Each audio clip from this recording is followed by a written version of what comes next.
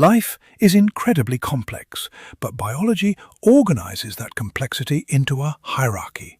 13 levels, from the tiniest particles to the entire planet. It all starts with atoms, the basic units of matter, such as carbon and oxygen, which combine to form molecules like water, DNA, and proteins.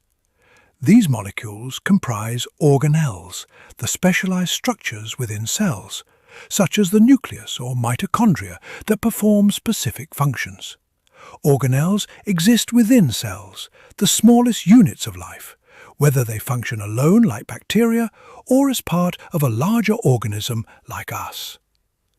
Groups of similar cells form tissues, such as muscle tissue or plant xylem. These tissues combine to create organs like the heart, brain or leaves, each with its job. Organ systems are made of organs working together, like the digestive or nervous systems. An individual organism is a complete living thing, whether it's a human, a tree, or a single-celled bacterium. A group of organisms from the same species living in one area forms a population, or the deer in a forest, for example. Different populations living and interacting together make up a community. Add the non-living elements like sunlight, water and soil, and you have an ecosystem. Similar ecosystems grouped form a biome, such as a desert or rainforest.